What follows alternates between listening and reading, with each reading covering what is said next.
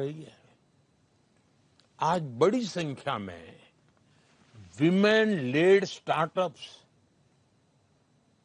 ये जब सुनते हैं ना मन गर्व से भर जाता है। मैं जब दुनिया के लोगों को बताता हूं कि हमारे यहाँ स्टार्टअप में महिलाओं की बहुत बड़ी भूमिका बढ़ रही है, बहुत बड़ी मात्रा में महिलाएं आगे आ रही है। मुद्रा योजना के तहत करोड़ों महिलाओं को फाइनेंशियल सपोर्ट मिला है। पीएम स्वनिधि जैसी योजनाओं ने भी लाखों महिलाओं को आत्मनिर्भर बनने का अवसर दिया है। आज गांवों में, छोटे शहरों में पहले से ज्यादा महिलाएं अपने दम पर नए काम शुरू कर रही हैं। साथियों, नीतियां और निर्णयों के इस अभियान के बीच आपको एक और बात याद रखनी है।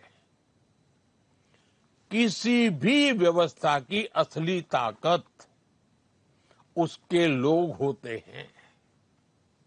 जनता जनार्दन की शक्ति होती है, जनशक्ति होती है, और जनशक्ति ही तो राष्ट्र शक्ति बनती है। आप सभी जिस व्यवस्था का हिस्सा बनने जा रहे हैं, उसका सीधा संबंध करोड़ों करोड़ों देशवासियों के जीवन से है, करोड़ों करोड़ों देशवासियों की आशा आकांक्षाओं से है।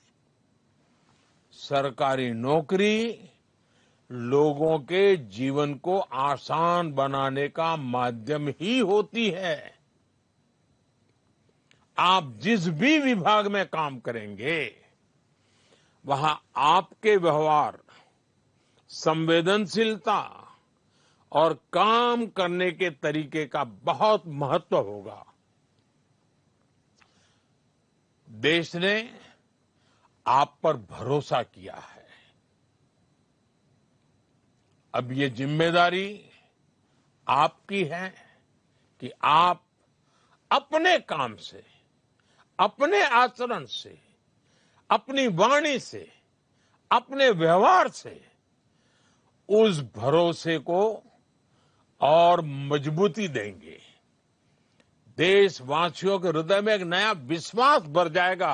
आपको मिलते ही वो नई आशा के साथ आगे बढ़ेगा। इसलिए हर युवा कर्मयोगी अपने काम को जिम्मेदारी की तरह देखें। और मेरे लिए तो आप बहुत कुछ हैं।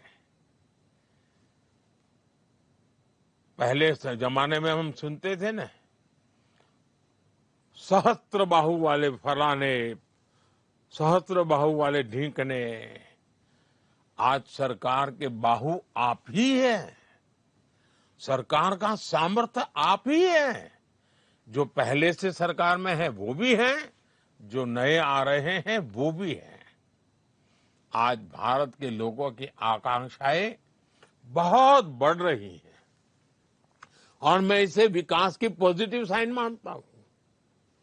हमें अपने देश के लोगों के एस्पिरेशंस को समझना भी है और उसके हिसाब से उतनी ही तेज गति से काम भी करना है। ऐसे में पब्लिक सर्विस में आने वाले युवाओं की भूमिका बहुत महत्वपूर्ण हो गई है। आपको लगातार सीखते रहना होगा, खुद को नई टेक्नोलॉजी, नई सिस्टम और नई जरूरतों के हिसाब से तैयार करना होगा। इसमें आपको iGOT कर्मयोगी प्लेटफॉर्म से बहुत मदद मिलेगी। कर्मयोगी प्रारंभ जैसे मॉड्यूल से आपको अपनी जिम्मेदारियां समझने में बहुत सहूलियत होगी। मेरा आपसे आग्रह है कि इसका ज्यादा से ज्यादा लाभ उठाएं।